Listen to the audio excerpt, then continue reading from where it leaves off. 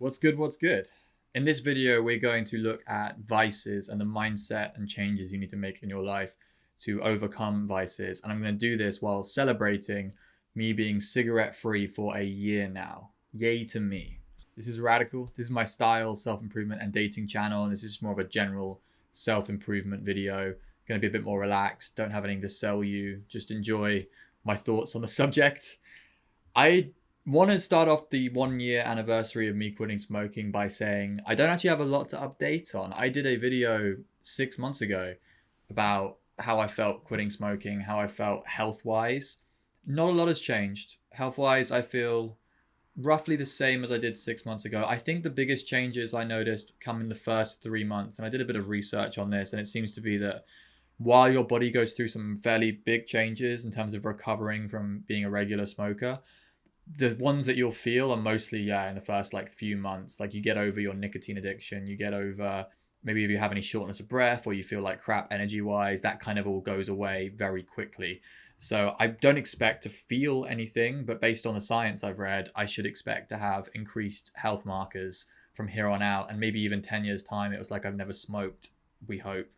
Yeah, I've had a few things checked, like my eyes checked and stuff, and they told me there's no real risk. Apparently, you don't get glaucoma very easily unless you're like an older person. So that I was a bit worried about that, but I spoke to an optometrist and yeah, they said my eyes were fine. So in this video, I don't want to focus really on the fact that I haven't smoked for a year. I want to focus on like how I did it and the mindset, and maybe a mindset that's applicable to other guys for quitting their vices. And really the way I did this was by redefining myself and my life without cigarettes. That was what was really critical. Potentially this approach is applicable to like NoFap, alcohol to a degree if you're like a casual drinker that takes it too far sometimes, video games, weed, and like other drugs.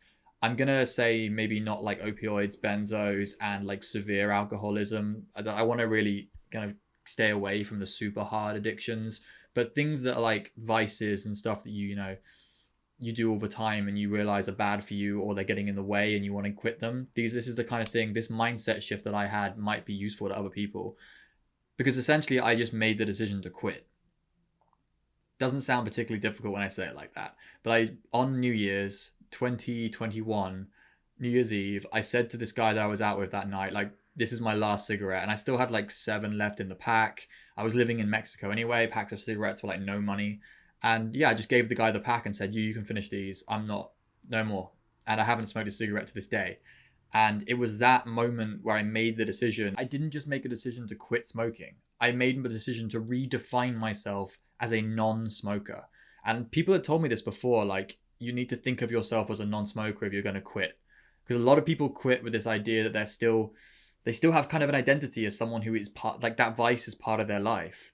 And that's what I needed to get around. That was like a big part of it. And I realized looking back how much smoking was like attached to my social identity specifically. I thought it was cool back in the day. I thought when I first started smoking, I thought, it was what cool kids did.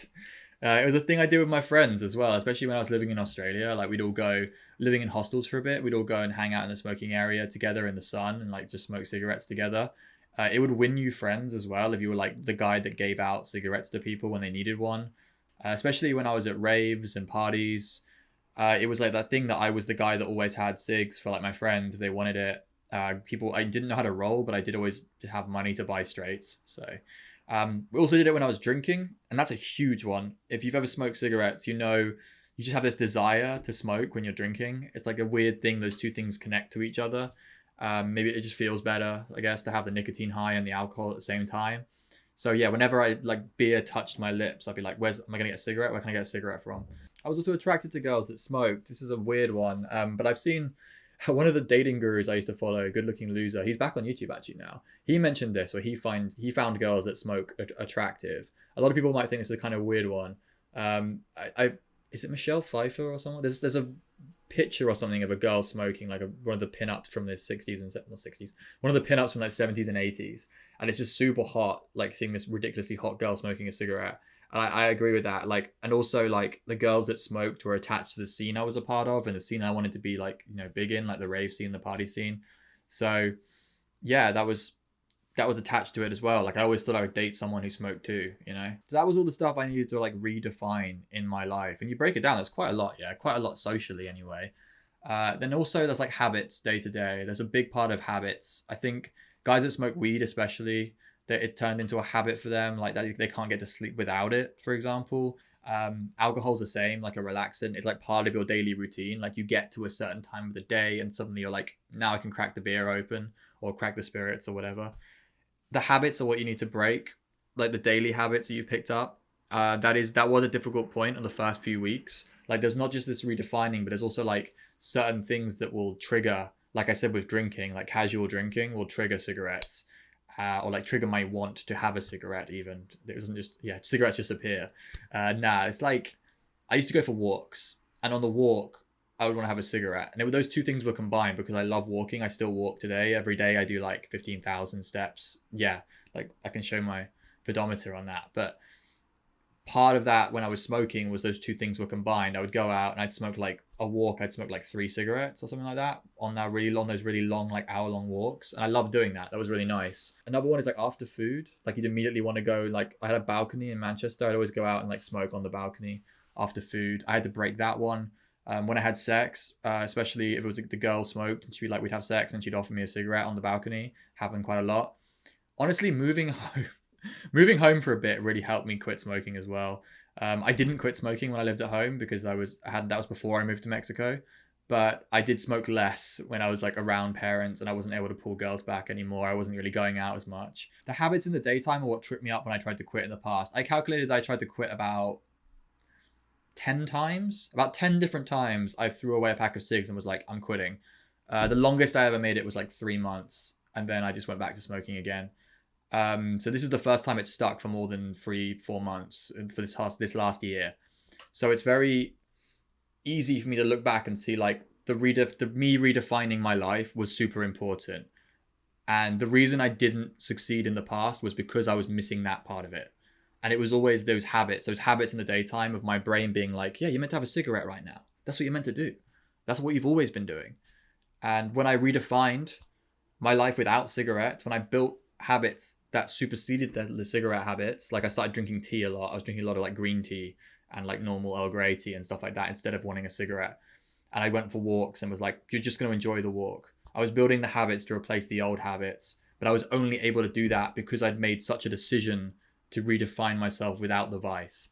So that's what you need to do.